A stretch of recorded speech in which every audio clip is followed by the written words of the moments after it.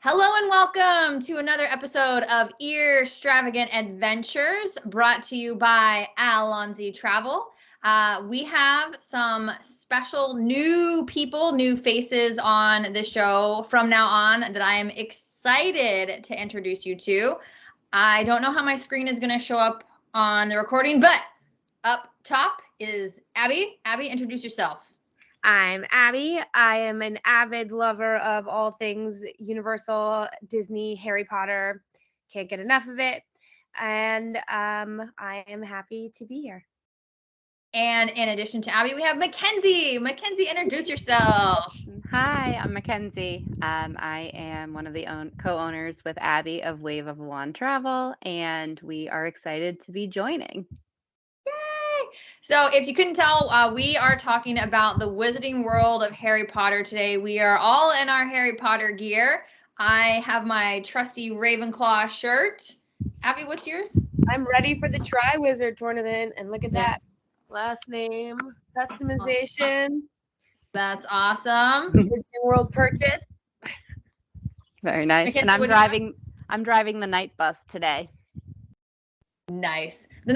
We'll get to it, but the night bus is like one of my favorite things at the Wizarding World of Harry Potter. Oh, definitely. It's good. Yes. So before we get into our super fun episode, our super magical episode, there we go. We have some theme park news, and we're going to transition to theme park news because we cover Disney and Universal, and Universal has some news. Most exciting for a lot of younger people. Yeah. Minion Land is soft opened. Do we know when the new attraction is going to be open? It just says summer. We don't have any dates, right? No. Summer, but I will say some of that food looks very cute. Yeah. Yes, that new, I forget, what's the name of the cafe? The little Minion Cafe with all their like banana and super silly food. Yep. And the cups, so cute. Those are great souvenirs, I think. Yes. Universal needs more good food. I don't feel like they have the best food offerings. I don't think so. I'm very excited to see what they have in store. I think it'd be nice to combine it with a stay at a Minion suite as well. Yes. Ooh, that would be awesome. Yes, those Minion suites are so cool. And in addition, at Universal, we finally are able to sell Halloween Horror Night tickets at Hollywood. So Orlando's has been on sale for a while, but Hollywood's just went on sale like a week or two ago. And we got our first official house themed, which I haven't seen this. The Last of Us. Do y'all know about The Last of Us? Yes. Yeah. I'm super excited for this. What is it? So it's basically like a zombie apocalypse show on HBO. Like The Walking Dead. So Walking Dead, but different type of zombie, different like. It's actually based on a video game, so they have a pretty big fandom of nerds like me, and many of your favorite memes are absolutely from The Last of Us. Our favorite Zaddy, right, Pedro Pascal.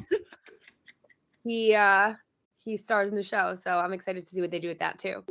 Nice. Yeah, so they haven't finished announcing all of the haunted houses. There's usually 10 or so. So we just got one of them, but I know everyone's really excited about that. And that makes sense if it's zombie themed. You will never catch me at a Halloween Horror Nights, so that's why I will never have the most information about it. How about you guys? Are y'all Halloween Horror Nights fans? No, I'm much more in the not so scary realm of things across town. I'm not down for the spooky stuff, but I do enjoy watching people's pictures and videos from the events. Yeah. So I would be the person who goes and absolutely hates myself for going because I would be so afraid the entire time. Yeah, I just can't bring myself to do it, but that's fine. We'll have Lauren back on again. Lauren is one of my small shop friends, and she always gets an annual pass for Halloween Horror Nights. So we'll have her on again, and she can tell us all about it because I know she's going to go at least 3 times this year. Wow. Oh, wow. Yeah, she loves it. Speaking of Mickey's Not So Scary, not really a great segue, but Mickey's Very Merry Christmas Party tickets go on sale on the 29th. Yay! Yeah. But I think I'm more excited about the brand new event, Jollywood Nights. Yes. How do you guys feel about that? So excited. I cannot wait to go to Jollywood Nights. I'm going to book a trip just so I can go to Jollywood Nights. I think that old school Hollywood glam, some themed cocktails, that is right up my alley. I love that park at Christmas time. Those like Yes. those The storefronts vintage. are just so adorable and just get me in like such a good like merry spirit. The Jollywood Nights is going to be at Hollywood Studios, and like Abby mentioned, it's going to be that glitz glamour Hollywood. But to me, and you guys chime in, it looks more like it's going to be entertainment based more than like just rides and generic Christmas. It looks like it's going to have like a cool lounge and cocktails and transport you like back in time, right? It also, I think, feels geared more towards adult Disney fans than Yes. young families and kids. So I think that's a nice offering. Yes. I'm really excited. And I am going. So Abby will Ooh, we might chat. have to coordinate. Yes, we'll chat. And the reason Abby's going to make a last minute trip is because there's some current promotions available that are amazing. Correct. It's up to 30% off, right? Yes. For most nights, there's some exclusions around the holidays, but that is a nice promo. That's a nice promo. It's most nights, most resorts. And I think collectively, the three of us have saved our clients thousands of dollars that are already traveling. Yeah. So that's exciting. So, you know, just dates that we don't usually see are included, which is really awesome. I think Thanksgiving was even included, wasn't it? I think so too. Yeah. I mean, November, I just feel like is never, ever like included in a promotion. And it was there like most of the month. Yeah, I think the only date for sure that wasn't included was actual Christmas, which makes sense. But that's exciting. Yes. And then lastly, this one's bittersweet. This one's so bittersweet for me. Rogers the Musical, which is coming to Disney's California Adventure Park. It's going to be hilarious musical. It is opening on the 30th, but it's closing on August 31st. Yeah. That was a short run. I know, Rachel, you were very excited about the Marvel musical. Yes, because I'm going to be there September 4th. September 4th. It's so hateful. Yeah. So maybe travel dates. Do we know why it's such a short run? No, the only thing I can think is they don't want it to coincide with the spooky season. Mm-hmm. But California Adventure doesn't have a ton of spooky season stuff outside of Oogie Boogie Bash. Yeah. Which tickets go on sale tomorrow. But other than that, like it doesn't really have anything. So I'm sad it's not. I hope it's extended. I hope it's so popular that they are forced to keep it running. Because why not? What else is going to go in that space? I think. I mean, yeah, and like you said, Oogie Boogie's and it's on the other side. It's in Disneyland, so it's not even DCA. No, Oogie Boogie's in California Adventure. Oh, is it? Yeah, but it doesn't take up that space. Right. So like. And it's after hours, so it doesn't make sense why they wouldn't extend it. So we'll see. I hope everyone loves it. I hope it gets great reviews, and I hope they listen to their fans like they usually do and keep it around. Fingers crossed. Any news I missed? I think you got it all. Cool. Yeah. Okay. Well then, like I mentioned, our sponsor is Alonzi Travel. Head over to Alonzi-travel.com/take the trip to request a proposal so we can start planning your magical vacation today, whether it's Universal, any Disney destination, or pretty much wherever you want to go. We are so excited to talk with you. But today, Wizarding World of Harry Potter. I do have one update. Did we talk about Genie Plus? Did we talk about the changes to Genie Plus? Please. Genie Plus. Changes. So yeah, big change happened yesterday, June 27th. Disney decided that they were going to do not only dynamic pricing per day, but it's dynamic pricing per park. So yesterday we saw prices as low as I think $16 for Animal Kingdom. Yeah, I think that was right. Yeah, and like as high as 27 for Magic Kingdom, or if you were park hopping. So each park will have a different price per day, and then whatever the highest park price is will also be the same price for your park hopper ticket.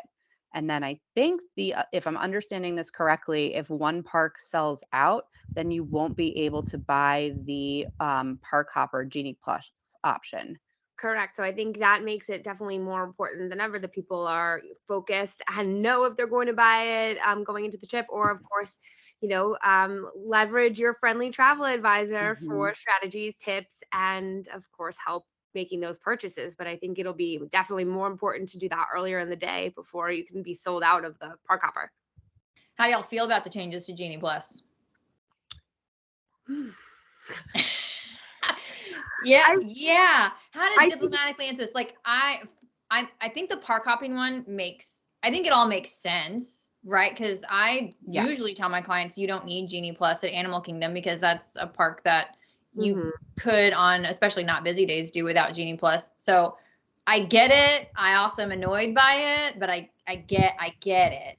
Yeah, Get it. I will say I am very glad that Disney seems to be listening to some feedback, from fans, from repeat park visitors. I know they are offering surveys once you check out of the resort. I think it's good that they are hearing people's feedback. I'm not sure that these changes necessarily address all of the feedback that at least we've heard from our guests, but I do see that they are trying to refine the system and make it work better for everyone. So that I always appreciate. Yeah, I think a lot of my clients are park hopping clients. And so just because you are a park hopping client doesn't mean you necessarily have to buy the park hopping Genie Plus option. So if you were starting at Animal Kingdom and you were hopping over to, Epcot later in the day, you can always just buy it for Epcot too. So I do think I am, okay with this change. I would never tell anyone, like Rachel said, to buy Genie Plus for Animal Kingdom, but I think if you're going for just one day and you want to get a couple of those, rides out of the way, I'm okay with $16, especially versus what it was, 25 for a particular day. So I can get behind that change. Yeah, and they also said that this is not the changes that they're making in 2024. So I'm really curious what that's gonna show, because they did say things are going to be easier. I don't feel like charging these different prices per park is easier. I think that makes it a little more complicated. Absolutely. So And especially if you're not well versed in Disney or Disney parks and know offhand what attractions are in each park and what you think you might want to visit, I think for sure it just complicates things. So I am definitely interested to see what happens. And as we are about to discuss our magical destination across town, I would say that Mhm. the Universal Express Pass is one of my favorite things about Universal vacations. That is Absolutely. a very easy and seamless experience, I think. So, well, then great segue. Tell us all about the Express Pass. yeah. So, I mean, a couple things about the Express Pass. There are two options at Universal Orlando. There's the Express Pass and the Express Pass Unlimited. Unlimited allows you the opportunity to ride all the rides as many times as you would like without having to wait in the regular line. And my favorite part is when you book a premier resort at the Universal Orlando Resort, and hopefully you do that with your friendly travel advisor. They can Not tell you hopefully you will, because you're smart and you will. correct, and you will take advantage of all of our nerddom and knowledge. You are given that Express Pass Unlimited as part of your stay, and I think that is amazing. There is not quite as many steps to redeem that as well. You just walk up to the queue. Which I think that's what makes it amazing, is you just literally show up. The downside of that is the wait times can be a little bit longer. I know sometimes I had an Express Pass return time and it was, well, not return time, but I showed up to an Express Pass and I had like a 30-minute wait, but the standby line was over an hour. So, it has some drawbacks and it is more expensive, but To purchase you for don't sure. have to know how to use it. You literally just look for the sign and you go to the sign. There's nothing else you have to do, which is amazing. And I do think it is a nice value add for their resort guests to include that in the package. I think if you, to your point, it is an expensive add-on. So if you were to stay at a different resort, like your Sapphire Falls or your Cabana Bay, then you might think that price isn't worth it. It's a nice premier resort guest perk for sure. Yeah, especially because Definitely. it's per day, not per night. Yes. So if you want to like maximize your park days, it's per day. And Yes. my friend Kim and I definitely used it because we stayed at Hard Rock for one night for Dopey, and we went to Universal both days, had Express Pass Unlimited both days, and man, we were living large. You're living large in the Wizarding World, I bet. Yes. So speaking of staying on site, one of the amazing perks of staying on site and or booking your ticket with a travel agent is you get that early entry, and the early entry is specifically for the Wizarding World of Harry Potter, except at Islands of Adventure. That also includes Velocicoaster.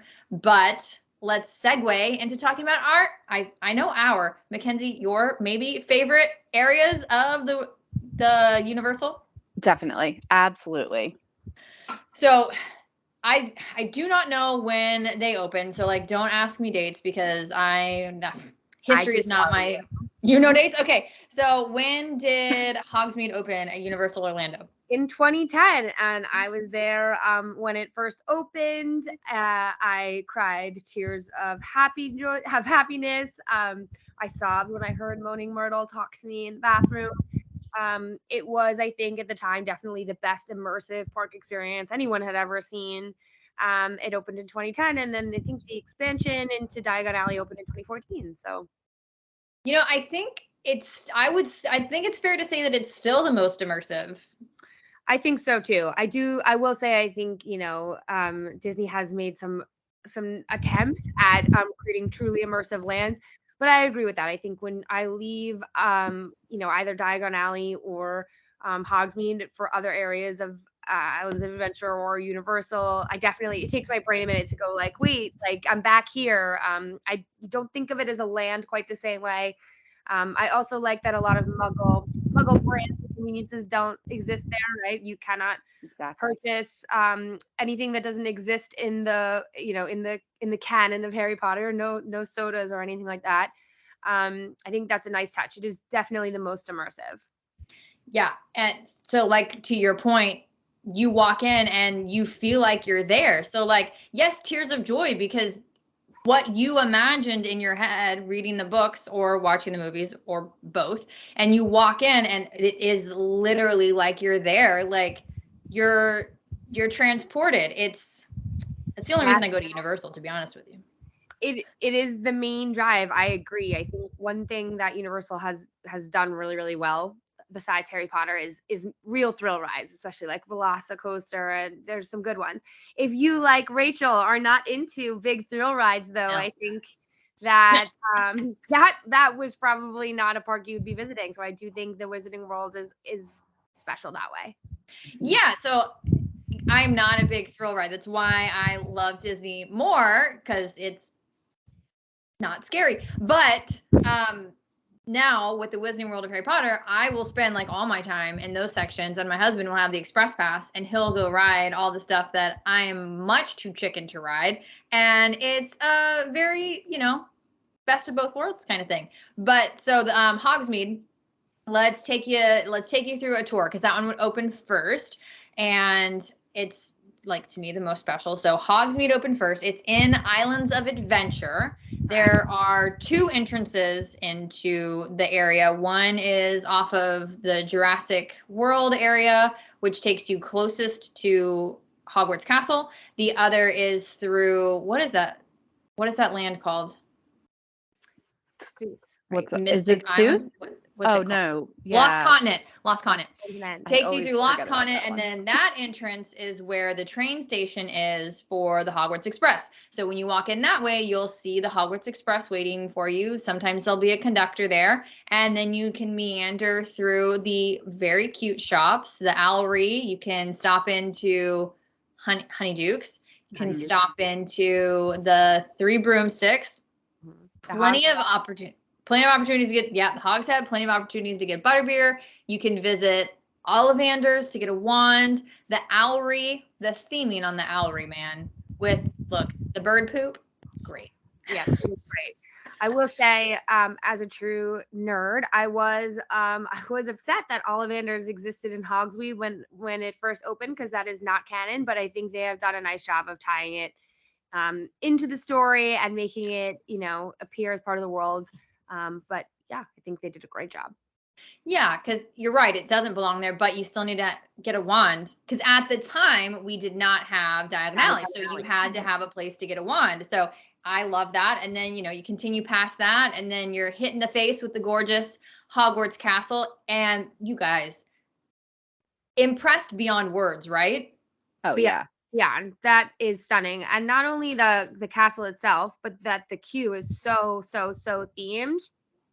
The queue. They It's like an used to attraction have within itself. an area where you could just walk through the queue, but I think they took that out, right? Yeah, I think so with the pandemic. I don't think it's returned. Oh, I thought you could do that, or I thought you could do like a tour. Is that not happening now? Well, I went up the last time I was there, I went up and asked, and they said no. So I think it might be a post-COVID thing where you can't do it anymore. Because I remember you could, because a long time ago that's what we did, because we single ridered it. But then I wanted to see the queue, and the queue is Unbelievable. Going through the greenhouses was like one of those moments for me. The happy tear moments for sure. Walking through and seeing the different house, the house competition was really great. I think they did a nice job with the ride as a whole. Do you guys enjoy that ride? not anymore. Yeah. So I'm okay with like 3D stuff, Yeah. but not everyone is. So I think if you don't like that or you get sick, that can be hard. Yeah, the ride itself is amazing, and it was state of the art at the time, but now it is a little old and a little more jerky, and now I can't really handle it, which sucks because I really loved the ride, but I'll still do it because it's amazing. But my favorite part of the queue is the talking portraits. Oh, yes. The portraits are amazing. Yeah. Or I guess for those of you who have not yet been on the ride, but are Harry Potter fans, the portraits that line the halls of Hogwarts, they move, they speak, and they did an excellent job at recreating that. And I think that was one of those things we were all wondering how they would possibly pull off without it just looking like a screen. And it's pretty cool. They made them look aged, and I think they do a nice job of interacting with the guests as they move along the queue. And those the sections where they have like the queues are boring, but there'll be times where you're in a section for a while waiting while they're doing whatever the queue people are doing, and they'll have, what is it, 2 or 3 screens where you just stand, or if you're just standing, you're hearing Harry, Hermione, Ron, or Dumbledore kind of telling you about the ride, which that also is super fun because it's the characters, not the terrible Hermione we have on the Hogwarts Express, which we'll get to. Yes, right. And I think to your point about it being state of the art at the time, the way the holograms sort of appear as you're going in the queue, so it looks like they're in the classroom above you. I think they did a good job. The story ties.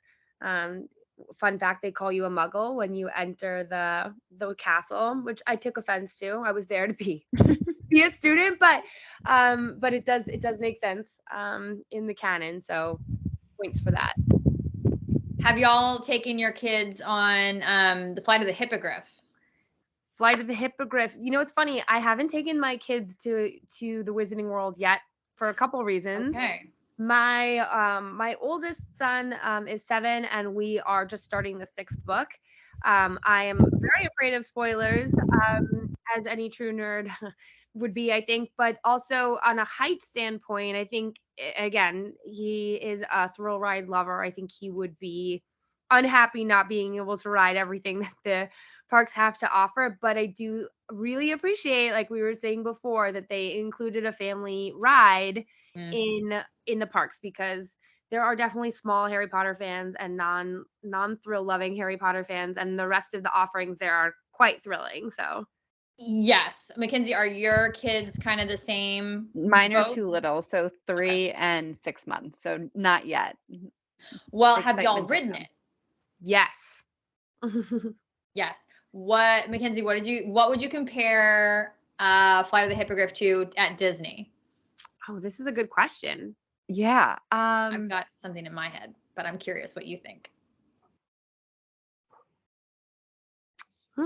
Seven Dwarfs. Yeah, that's what I'm thinking. Yeah, Seven I kind of Dwarfs. feel like it's a Big Thunder Mountain Seven Dwarfs hybrid. Had a baby. With a little bit of the Barnstormer in there, I think. Yeah. There we go. All 3 of those mixed together. Yeah, because a lot of our clients do Disney. So I always like to try and compare it to something that they know, especially with younger kids. If they go and they want to prepare them, like, okay, well, if they were able to ride this, this, and this, they'll be able to ride that. Yes. Yep, definitely. I think definitely like the quick turns of the Barnstormer and Big Thunder kind of movement wise, but thrill level of Seven Dwarfs Mine Train. Yeah, because it is faster. Yeah. Yeah, took me by surprise a little bit. It's actually, I was going to say, it's deceptive. When you watch the ride go by, you definitely don't think it goes as quickly as it does when you're on it. Yeah. Now, have we all ridden Hagrid's? Yes. Hagrid's was a masterpiece. And I'm not going to say the full name, because who's going to actually walk around this world and say the full name? Universal, please get a grip on your ride names. They are way too long. But that ride, and I haven't ridden Velocicoaster. I can't ride Velocicoaster, but I'll ride Hagrid's, but I won't ride the motorbike. Really? You like to ride the sidecars. Gotcha. I'm a sidecar girl, but it's funny because I did ride the motorbike, and it's too like, you're on, okay, for our listeners, like you are on basically a motorcycle, because Hagrid has a motorcycle, and you connected to a sidecar, so everything is two people. So one person gets to ride the motorcycle, and you feel like you're on a motorcycle, and the other person is in the sidecar where you're nice and secure. So I don't like feeling like I'm gonna fling off a ride. I like the nice cocoon that the sidecar provides, which works out because my husband only fits on the sidecar. On the motorbike. I think this is a good parallel over at Disney, right? A lot of people have been feeling this way with Tron. They prefer the alternate seats to motorbike seats. So I think that is not an uncommon opinion. Yeah, and the problem with Universal rides, speaking of ride seats, is not everybody can fit. So let's just go ahead and throw that out there right now. If you are a normal or plus body, try the ride seats, because my friend, who's an absolutely normal sized person, she felt squished in Velocicoaster. She was fine on the other two rides, but I've heard a lot of people that have very normal body types having issues with just the way these roller coasters were designed. So just a reality of Universal, if you see a ride test seat and you even have a question that you're going to fit, try it there, because I promise you that's less embarrassing than them telling you can't ride the ride.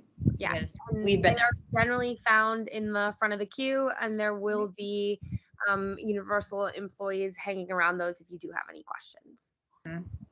Mackenzie, have you ridden the Hogwarts Express? Yep, both ways. Why don't you tell us about it? Oh gosh. So are we still in Hogsmeade? So let's take it from Hogsmeade to Diagon Alley. Okay. Oh gosh, I don't feel like I'm not the best one to describe this. So yeah, someone else take this ride. Okay. I feel like I feel like this was like the end of the day for me. We were like, we have to just do this to do it. It's funny because I do it at the beginning of the day, because most of the time Islands of Adventure is the one that's open for early entry. So most of the time we'll be starting at Islands of Adventure, and then I'll take the Hogwarts Express over to Diagon Alley around like 9 or 10 to start the day at Universal. So it has a different scene each way. Yes. Abby and I are not going to talk about those scenes, so there's no spoilers. No spoilers, but you must ride it. You must ride it both ways is the moral of the story, because it does change. It does change. And to my point earlier, the Hermione person that they use is not Emma Watson. Bad. It's not Emma Watson. It's a little bit I feel like it's Moaning Myrtle. Yeah, it feels a little bit like when you're on the Nemo ride in Epcot and you're like, well, that's not Ellen DeGeneres' voice. It's painful. But the ride itself. Yeah, but the ride itself is really cool because you are in a train compartment. It does move. It's really cool. Now, I do like to tell people the correct way is to start in Diagon Alley and take it. But that's the right way. But for people who don't care about order and are just filled with chaos, you can take it the other way. For the heathens, but you're right. If you're doing park strategy and you're trying to make the most of your day, starting at IOA to do Hagrid's is absolutely the right way to do it. But if Yeah, you're and that's looking for kind of authenticity, you do it the Yes. other way. And to maximize your early Yes. entry for sure. Yeah. Mhm. yes, because really the only way to ride Hagrid's without a super long wait time is to do early entry because Hagrid's is still not a part of Yeah. Express Pass, It is still excluded from Express Pass. which Velocicoaster is, but 6 years later. whatever. Now, before we finish and move over to Diagon Alley, two things about Hogsmeade. Well, a couple things about Hogsmeade. Abby mentioned it. Abby, what can you hear in the bathrooms? Moaning Myrtle. Moaning Myrtle talks to you, and though in the books and the movie she only haunts the ladies' rooms, she will haunt both the men's and the ladies' room, and I definitely think that is worth hearing. She will talk to you while you're trying to have a pee, as Hermione says. I love that detail. Have either one of y'all been into the Hog's Head? Yes. Mhm. Have y'all had the specialty adult drinks? No, I have not. I have heard many things about this. I would also like to say to people that, if you are standing in line for the huge butterbeer cart, they do sell butterbeer in the Hogshead. People do not realize this. They think it is only adult beverages, so save yourself the wait and go there. But yes, Way to ruin my short wait times. I always So- feel conflicted when I give those sorts of tips. In the Hogshead, they do sell they sell two liquors. One is fire whiskey. So it is like Fireball, but it's more honey forward. And I loved it. I stinking loved it. I should have gotten more. I'm not a big drinker, so I didn't. I was one shot. Anyways, but they also have two beers that are specifically made for the Wizarding World of Harry Potter. My friend, I don't drink beer, so I didn't try them. My friend did, and she liked both of them. I can't remember which one she liked better than the other, but the fire whiskey was legit. Now, a couple things about butterbeer, since Abby mentioned it. You can get 3 kinds of butterbeer. One, the regular, with soda with the amazing frothy top. One frozen and one hot. Now, I want to put a giant disclaimer here because I mentioned alcohol and I mentioned the Hogshead. If cast members see you put alcohol in your butterbeer, any one of those types, they will make you throw it away. So I heard from multiple people how to make a hot toddy, and I asked about it, and the cast member said absolutely not. So I'm just telling all our listeners that is not something that is approved or allowed. And I mean, if you think about it, it's because butterbeer is a kid's drink. In the parks, not in the books. In the parks. So if you put alcohol in it, then kids can get confused. Mm-hmm. Yeah. So, but I'm curious what y'all's favorite version of butterbeer is. I was going to ask. I am Team Frozen. I think this is controversial. People tell me that it is too sweet. I keep hearing sweet. I am not familiar with what that means. So I really enjoy that, especially as a nice way to kick the Orlando heat.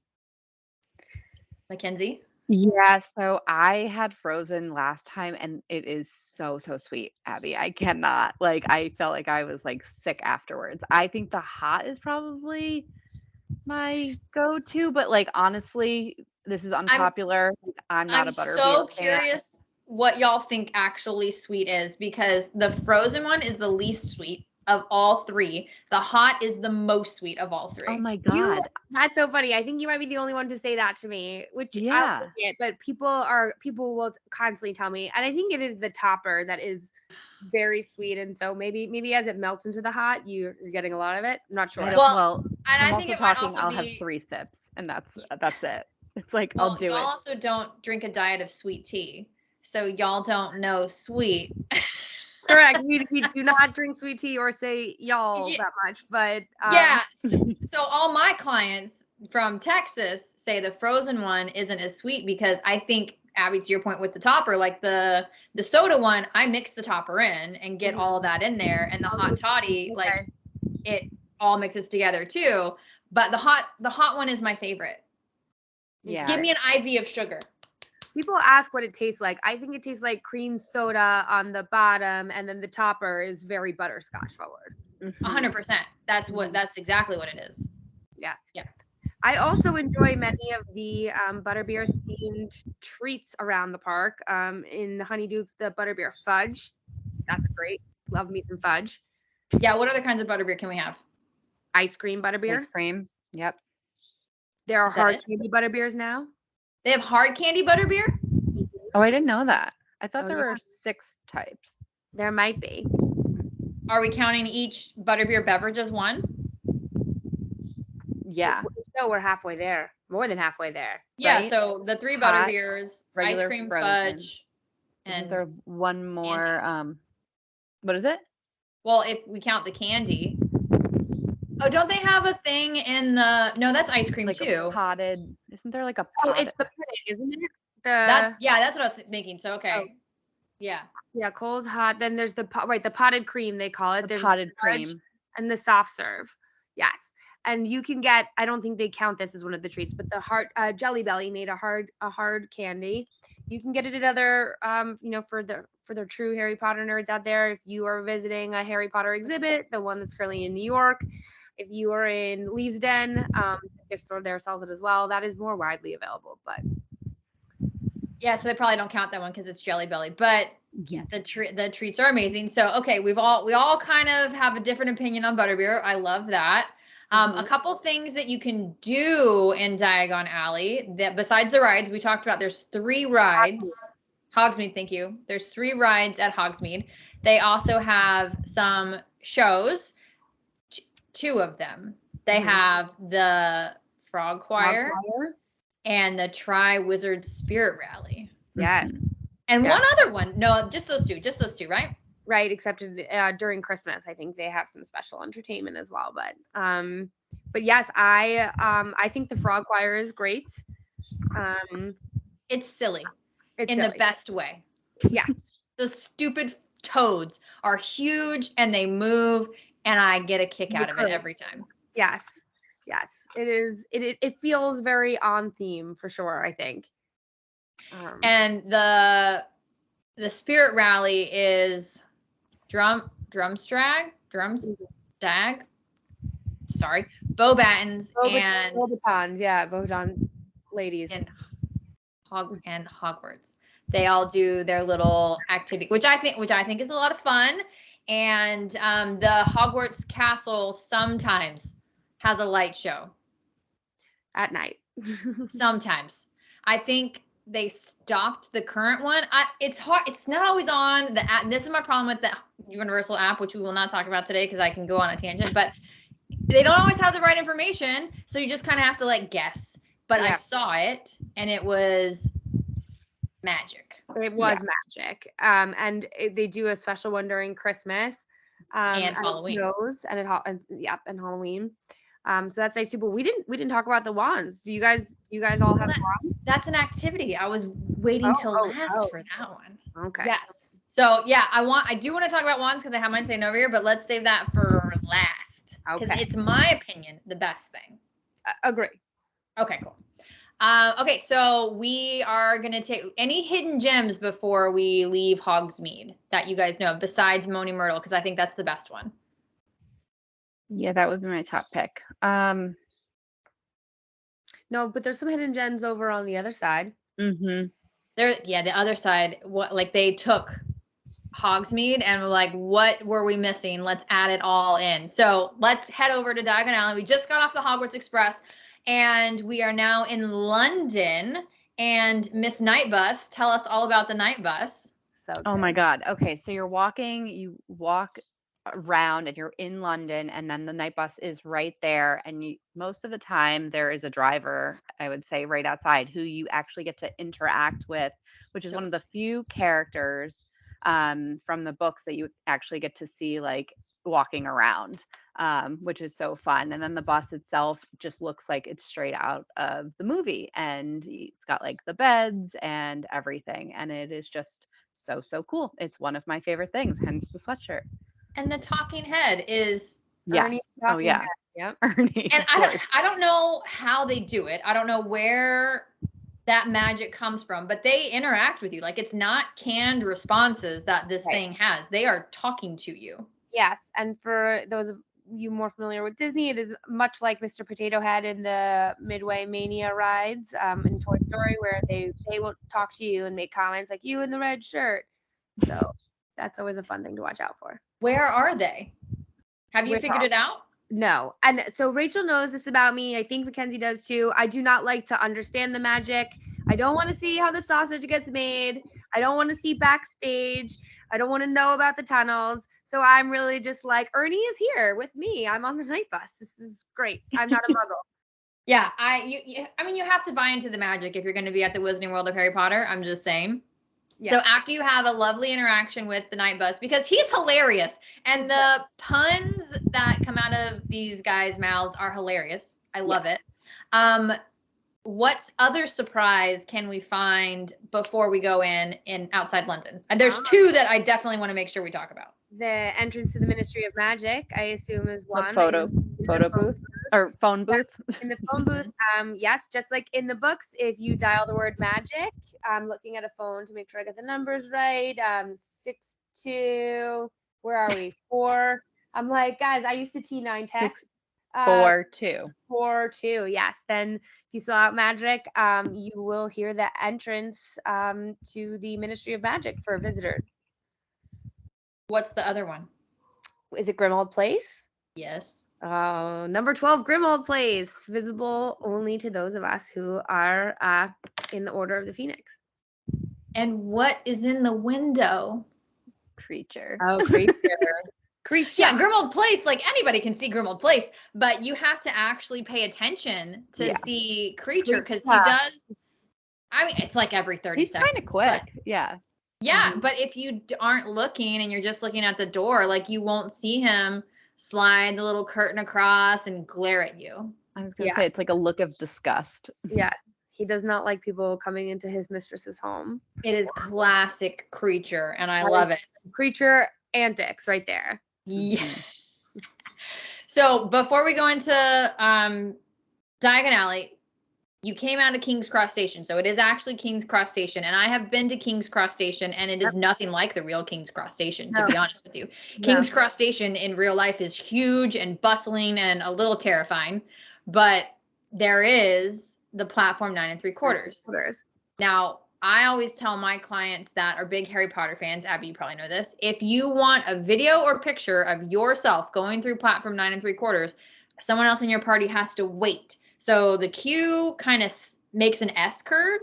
And if you have to be at the beginning of the S curve to see the person go through, because if you're right behind them, you can't see the illusion. You have to kind of hold up the line. And look, lots of people do it. So I don't care. I paid money to be here. I'm going to hold up the line.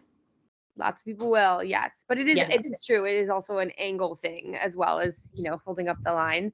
But that is truly, I think, one of the best details in the park is being able to cross through the wall into a platform 9 3/4. Yeah, the way they did it, again, sheer magic. I just know that I'm crossing the magical barrier, and that means I'm a wizard. Correct. Which, yes. So we're out of platform 9 3/4. We're out of King's Cross Station. We're going into Diagon Alley, and you do enter into that. What's the sign? What does the sign say? I don't remember what the sign says. On which platform 9 3/4, and then you to enter into Diagon Alley is that the leaky cauldron. Is that the sign? Okay. Cauldron. So you enter into the brick wall that Hagrid tapped, and then immediately you're smacked in the face with the movie. Yes. And I mean that in the best way because, oh my gosh, with all the shops and then the dragon on top of Gringotts and then the music, like I will just listen to everything. The ambiance is the bee's knees. But what's the first thing y'all do? Mackenzie, I'll start with you. When you get into... Just stop and take it all in. First of all, okay, so after I stop and take it all in, I think just like we always just go to, well, Weasley's is right on your right, isn't it? So, but I think, for us, it was usually we're hungry, so we're stopping to grab some food at the Leaky Cauldron or grabbing something to drink there, taking our photos. I don't know. We do something different every time, I feel like, just because it's so magical. Really? I don't know. I feel like if you're doing like an authentic, trying to follow the story, then I would go get your wand first and go to Ollivander's. Yes. I always end up taking a video of the dragon. Yeah. I don't know how many of these videos I now have. I love watching the dragon breathe fire. That will never get old to me. I Never. agree, though. I think having a wand as early in your visit as possible is great, so that you can hit up all the different spots, especially if you're buying the interactive wand, which I highly, highly, highly recommend. Which, please don't buy a wand unless it's interactive. Like, let's just go ahead and say that to Yeah. everybody. What's the point of buying a wand if it doesn't interact? Guys, I have multiple wands for my different moods, and yeah, I don't know. I like carrying wands around. I like having them. So I don't only have interactive wands, but the interactive wands are, I mean, Well, I mean, if you're only going to get one. correct. If you're not weird, Get like an interactive. you don't have a collection of wands, that you started having from book release parties and things like that, then yes, I think the interactive one is the one to get. Yes. So, yeah. I'm backing up. So I always go to Gringotts Money Exchange first, I think. Oh, good one. Yeah. Yeah. So I'm Okay, like, so where tell do us I about go? that. Yeah, so you go, it's not quite in the bank, but it's right to the side, or it's kind of like a short walk away, and you can actually go get money exchanged and like interact with one of the goblins. And so you can like get real money and actually use it around the parks to pay for things, and not just in the wizarding world. You can actually use it across all of the park, but that to me is like such a fun souvenir to like go do that and then like use that and like really feel like you're like in the movie and pay for your souvenirs that way. Yeah, I think for me, that's like one of the best things about the Wizarding World in general are those like little hidden things, being able to send mail. We were talking from the Owlery, Mhm. in Hogsmeade, and then being able to actually, go to Gringotts for your money. Those are like the really special touches that are aside from the rides and the treats and the merch. My favorite hidden gem. So there's two. One, Nocturne Alley, because that is legit. And also, second reason it's a hidden gem is because it's the coldest place in the whole theme park. So if it's July and August and you're literally melting, just go in Nocturne Alley. But it's amazing. And then my second favorite hidden gem, not so hidden gem, is the puppet show that they do for the what's it called? Oh, Beetle the Tales Bard. of Beetle the Bard, yeah. Yes, that puppet show, like I love Celestina Warback. She's one of the vocal performers that they have. That's definitely Wizarding World of Harry Potter. She's phenomenal. But those puppets are creepy and amazing all at the same time. And the way they tell the story and do it, like if I am at Universal, I'm gonna catch that show every time. But that's not the first thing I do. The first thing I do is get a butterbeer. Yeah. That's the first thing I do. But so we said that Universal learned from their mistakes at Hogsmeade. The problem with Hogsmeade is it's too congested, it's too crowded. There's not enough for the amount of people that come in there. And they didn't fix it, but they did the best they could. So there's tons of areas for the footprint in Diagon Alley. It has more stores than you can imagine. I think there's like 1, 2, 3, 4, 5, 6, 7, like 8 little stores that all sell different things within them. They have the Leaky Cauldron, which is the quick service sister of the 3 broomsticks. It is the exact same food. You do not need to go to both. If you want to, yes, but if you go to the both in the same day, you're going to eat the same food, which it's fine. You do you. They have the Florentine Fontescue. Is that his name? The ice cream place? Right. Yeah. Fortescue. Right. Yeah. Fortescue. Okay. Yeah. Fortescue's ice cream parlor, which has the butterbeer ice cream. Butterbeer ice cream. And they have 3 places to get butterbeer, 2 stands, and then inside the Leaky Cauldron, you can get butterbeer. And then the only attraction over here is Gringotts. But what an attraction it is. Yeah, okay. So if you like it, go ahead and tell us about it. Oh, do you not like it? Too thrilling or just in general? I will say my main complaint in general in general, the lines get very long, especially as you said, it is the one attraction on this side of the park, and the ride experience itself, I think, can be frustratingly short considering how long the line is. But I think it's awesome. And I will say the first time I went through it, I was not as enamored as I am now. They did an amazing job with the goblins, with the bank entrance. It is beautiful. The queue is amazing. I think the story is fine, but it is definitely a more thrilling ride. I think if you think Hogwarts is thrilling or might hurt your back, that Escape from Gringotts probably will do that more. I'm gonna disagree with you. Oh, okay. I really do like the Yeah. part where you rush up onto Voldemort and Bellatrix. Yeah. Though. Yeah, so we did the VIP tour and we did all 3 Harry Potter attractions kind of close together in succession. And I had a harder time with Harry Potter and the Forbidden Journey than Gringotts, because Gringotts only has that one intense drop. And then you're just kind of sliding around with screens. But Forbidden Journey, you're being flung all over the place, forward, backwards, side to side. At one point, you're almost upside down. So I think that one's more rough on you than Gringotts.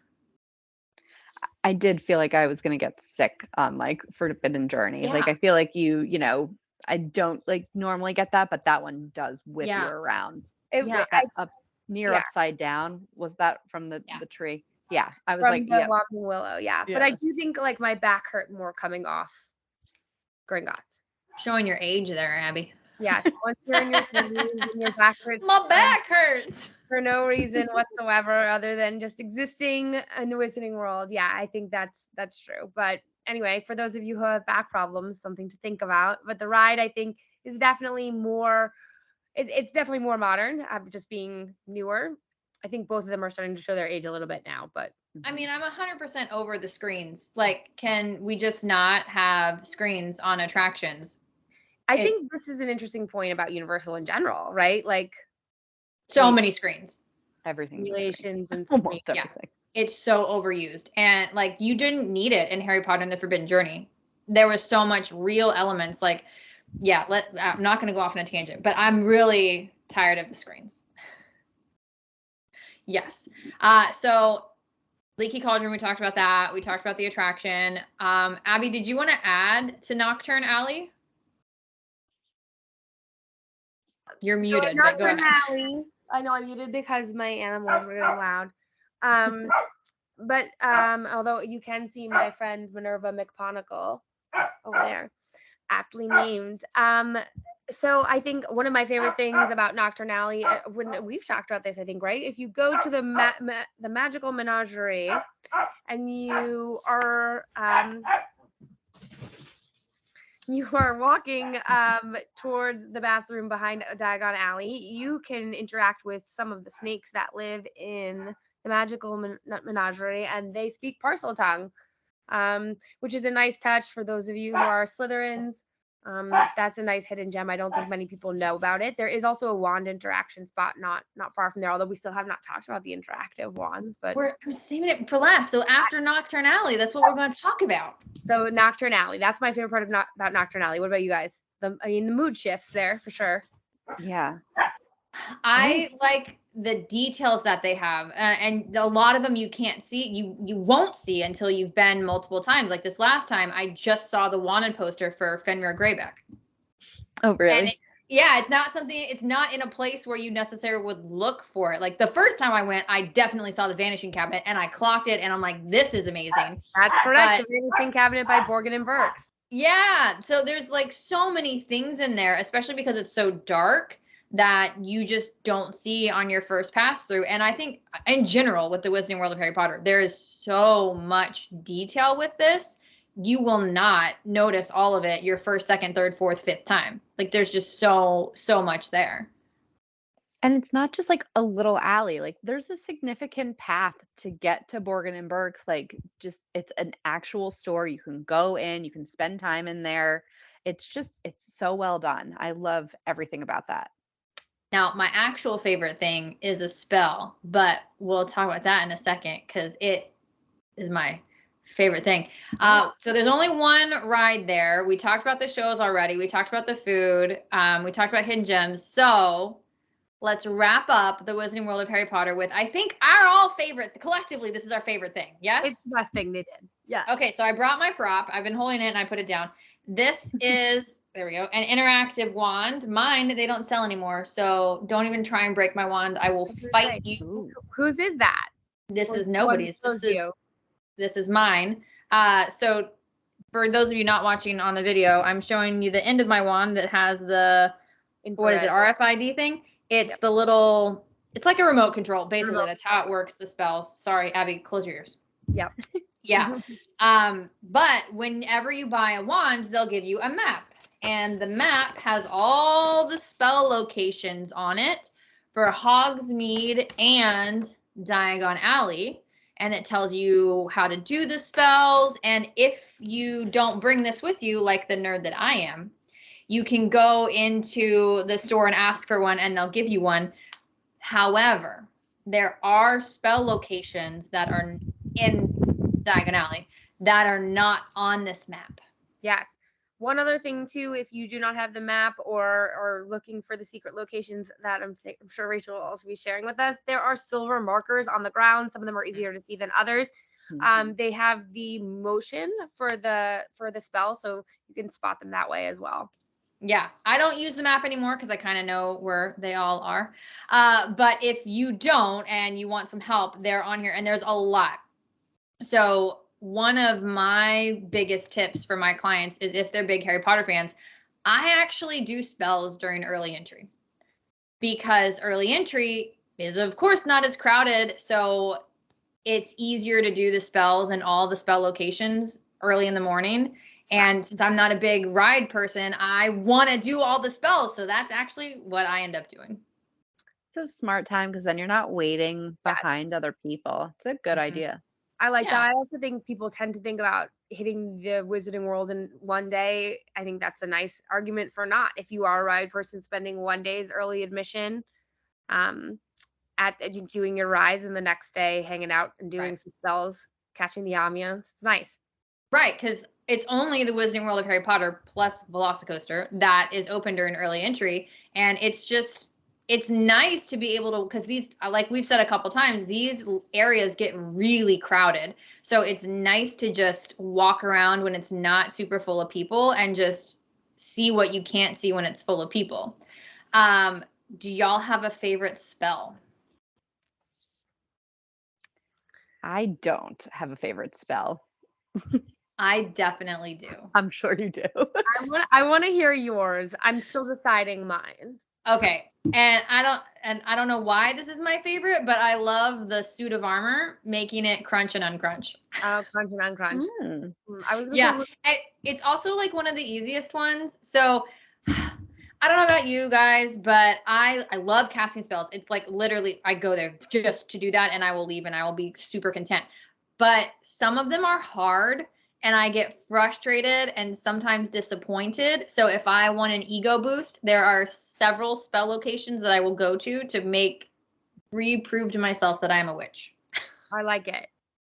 Wingardium Leviosa, I think, is one that gives me gratification. I feel good about that one. The feather.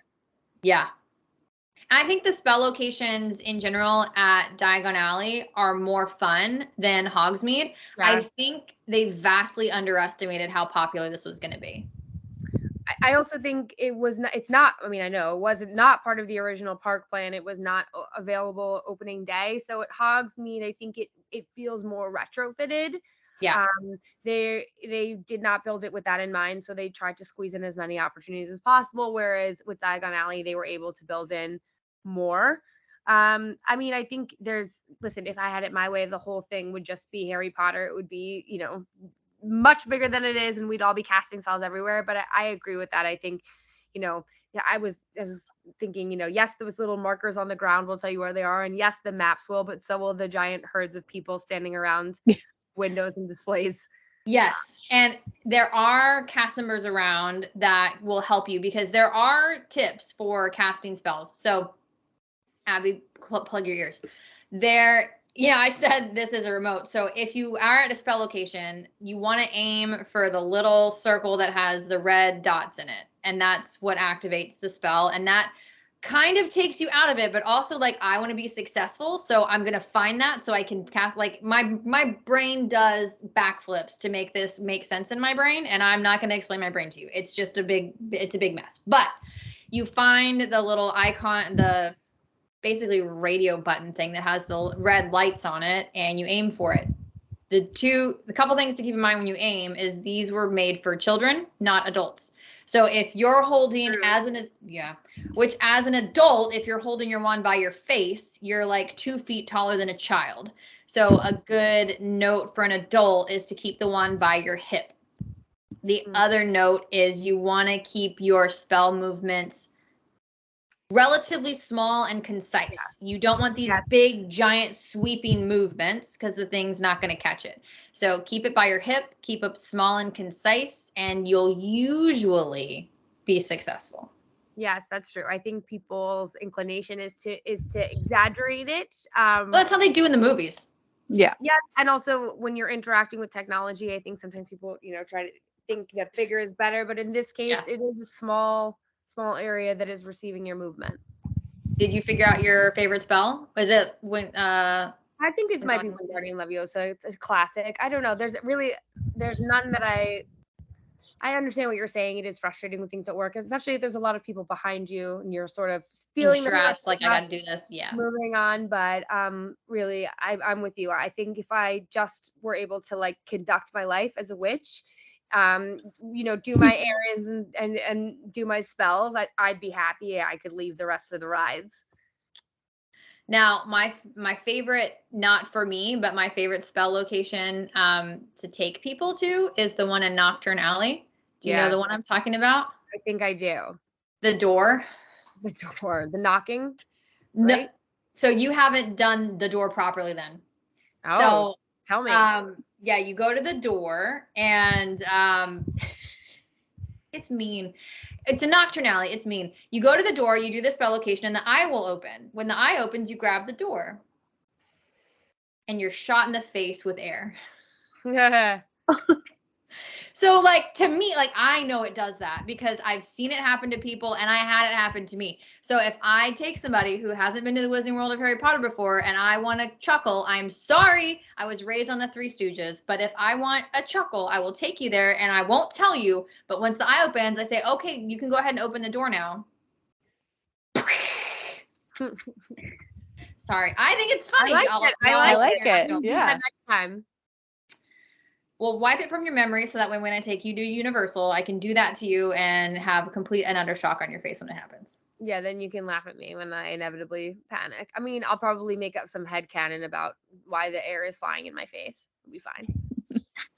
It's hilarious. It's my favorite thing. But have either of y'all experienced Ollivanders? Because I actually have not done that. Have either of y'all? Yes. Okay. Yeah. Tell us about it. So, they bring you in. Sometimes there's a line to go in, and they do sort of a short show. I will say, I think a mistake that I made my first few visits, and I think people make, is that they assume the show is the same every time. Different cast members do it differently, so it will always be a little bit different. And then they have their own interactive ones in there as well, and so they ask people like, oh, does anyone know the spell to unlock the door, or it might be to turn on the light. And they will generally call on a child, which is fine. I might shout out the answer in the back. Who knows? But then you get to go in, and it is much like the wand shop on Diagon Alley where you get to pick. There is a cast member who helps you find the wand that chose you, which for those of you who haven't done that before, is based on your birthday. They ask for your birthday and then map you to the correct wand, right? Yeah, that's what this one is. It's based on the Celtic calendar. The Celtic calendar, right? So you can give that employee your birthday, and they'll help you select the wand that matches, or they have the character wands. My interactive wand is Hermione. Of course, I love me some Hermione. But they have many, many other ones. And then, for, I guess not for you guys, but there are many other replicas to choose from. And they're generally special wands that are exclusive to the parks, but also more minor characters. So you mentioned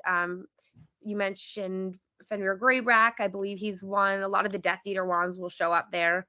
And then some of the lesser like known characters, Hannah Abbott, I've seen there before. So that's always fun. It's worth a visit. I do think, I made the mistake of not realizing that it would be a different experience every time. But you should visit even if you're not in the market for a wand. Yeah, that's the one thing I haven't done and I need to, but I think Ollivanders is just a great icing on the cake for the whole wand experience. And I mean, I joke, but I have 5 or 6 wands. Okay. 4 of them are interactive. So I think one thing also to note about Ollivanders, if you are selected, you are not getting that wand. You do have to pay for that wand. So it is, optional afterwards, but it's just something to note for, parents taking kids who might be excited. That might be something to skip if you're not in the market for it, or you want to, select something else, or you've already done that. So right. Yeah. The That's a wand is great not point. included in Thank that you. experience. Yes. Yeah, the wand is a chooses the little bit of wizard, a but you still have to disappointment. pay your galleons for it. Yeah, exactly. And I mean, as far as souvenirs go, it's not that expensive. I think they're more expensive now. I think they're like 75, but I bring this every visit.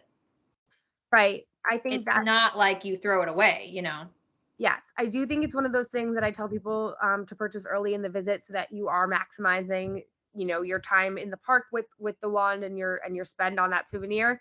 But I also tell people that about Disney balloons, and this is definitely a better souvenir. It can return to the parks. It is great at Halloween and all your other wizarding wear needs. It's a useful souvenir for sure. Yeah. A couple wand care tips for you. They sell wand holders in the leather shop in the Lost Continent. So you can. That's a good one. Yep.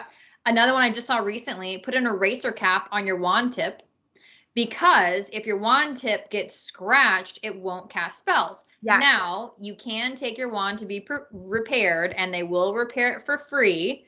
All they do is pop the top thing out and replace it. But if it's scratched, it won't work. So an eraser head on the top, when you're not in the Wizarding World of Harry Potter, genius. Yes, I actually have seen that happen. Of course, it's a crowded park and there are children, lots of other things. I drop stuff too. I have seen people scratch up their wands all over the park, and they will replace it. But that is a good tip. I like that. Yeah. Now, and they will replace the tip. They won't replace the whole wand. Right. So if you break your wand like Harry does, which is so stupid. Anyways, they won't replace that. Not running. Yeah, but if it's just scratched, they'll replace it. So, I think we can all agree that's our favorite overall thing at the Wizarding World of Harry Potter, right? Agreed. Mackenzie, do you disagree? It just makes it so immersive, and just so you just truly feel like you're in the story. Yeah, Yes. no, I think it's a highly, highly recommend activity.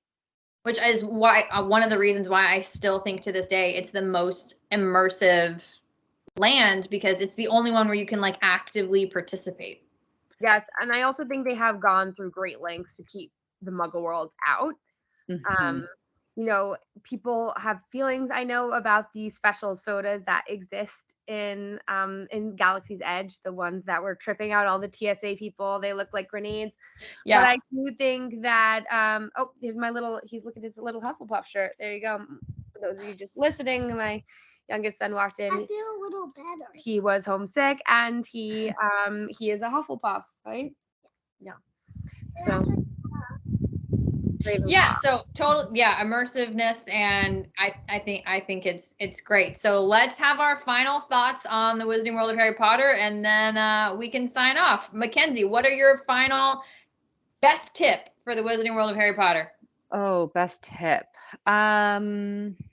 Let's see. Yeah, don't do it. Don't plan to just do Universal itself. Don't plan to do just the Wizarding World of Harry Potter in one day. You will not get to all of it.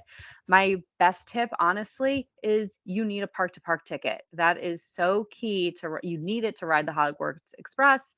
And I just think that if you show up and you think, oh, it's just one attraction, I'm not going to do it. It's just going to be, it's not going to make that area as magical. So you need that park to park ticket for sure. Abby, how about you?